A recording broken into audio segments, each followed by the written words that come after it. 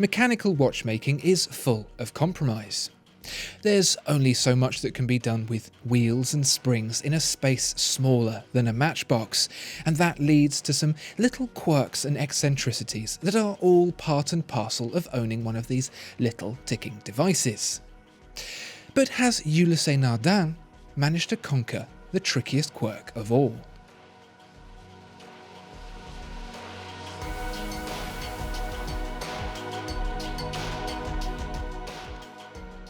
If you've been around watchmaking for a while, there are a few rules you'll be aware of regarding the operation of these delicate little machines.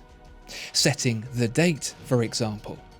You can wind quickly on by pulling the crown to the quick date position, but only if it's not around the hours of midnight. Then the quick set mechanism interferes with the nightly date change and can force it to the point of breakage. It's not ideal, but it's something we learn to live with for the sake of our watches and our bank balance. Or how about the chronograph? A normal chronograph, that is, not a flyback, blocks the reset pusher while it's running, but that doesn't mean a firm push on the blocked pusher still can't do some damage. I mean, you'd have to push pretty hard, but it does happen, so clearly it's a warning worth heeding, lest you wish to send your watch away and pay a pretty penny for the privilege. And the expensive watches are no more immune to this than the cheap ones. Take the Perpetual calendar, for example. Setting one typically requires a combination of button presses on hidden pushers set around the case, a process that, if overshot, warrants a full cycle back around again. Inconvenient and annoying, but something remedied if the Perpetual calendar happens to be a Kurt Klaus designed IWC caliber. In 1985, Klaus, then head watchmaker at IWC, developed a Perpetual calendar of his own that regulated the need for hidden pushers, moving every function to a single crown position. This made setting the calendar far easier, similar to setting the date with the quick set, but with a single major caveat of its own. That is, go one day too far, and you can't go back again. Okay, that's fine, you can wait for the watch to wind down and let it catch up, but if you weren't aware of this, and were more familiar with the typical cyclic nature of a Perpetual calendar, you might be tempted to push on through. Only trouble is, it keeps going on forwards, on and on and on. The solution? It has to go back to the manufacturer. Like many of these idiosyncrasies, it seems that owning a Perpetual calendar comes with its fair share of first world problems. Given that such an expensive complication is likely to be part of a rotation of watches, it's going to be a snafu that arises fairly frequently. But does it have to? Given that we've got a Ulysse Nardin GMT Perpetual right here, you'd be right in guessing not. This watch owes its impressive talents, on which we'll speak more of in a moment, to a designer of complications for Ulysse Nardin called Dr. Ludwig Oechslin. This is a man who spent his time dabbling in the kinds of astronomical complications that would make a mere mortal's head explode into a frothy red mess, the kind of man who sought pleasure from figuring out how to make the movement of the Ulysse Nardin freak double up as the minute hand.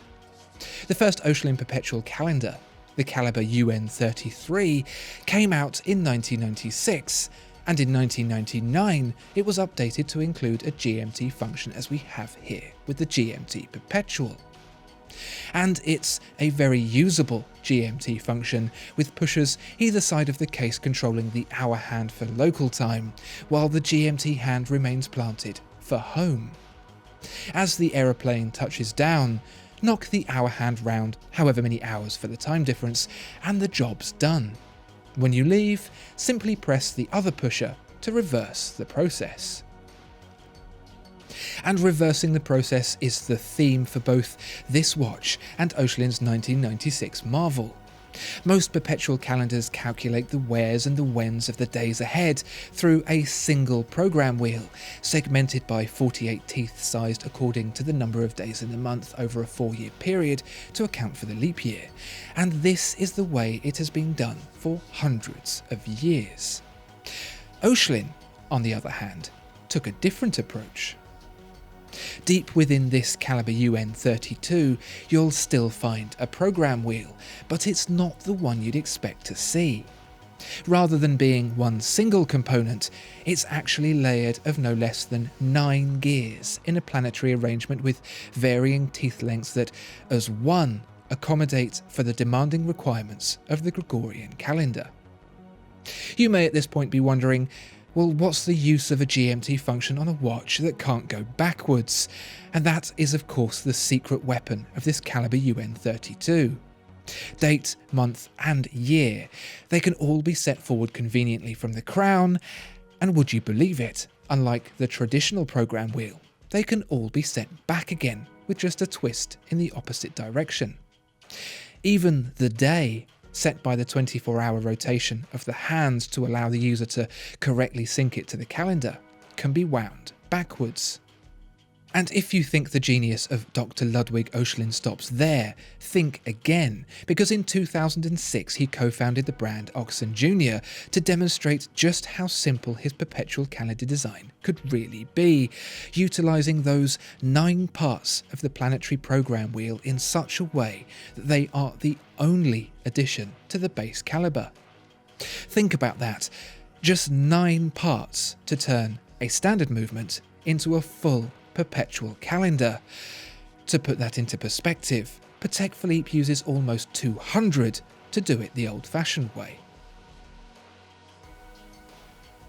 So not only do you now know why the GMT perpetual calendar is something rarely seen, but you also know why this unassuming device from the mind of Dr. Ludwig Oechslin and the house of Ulysse Nardin is to be so revered. And it goes to show, even after centuries of designing, developing, refining and perfecting, all it takes is one person to think differently, to do something differently, to change the course of history forever.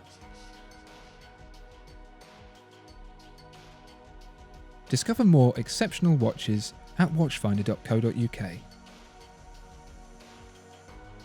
If you enjoyed this video, please like and subscribe.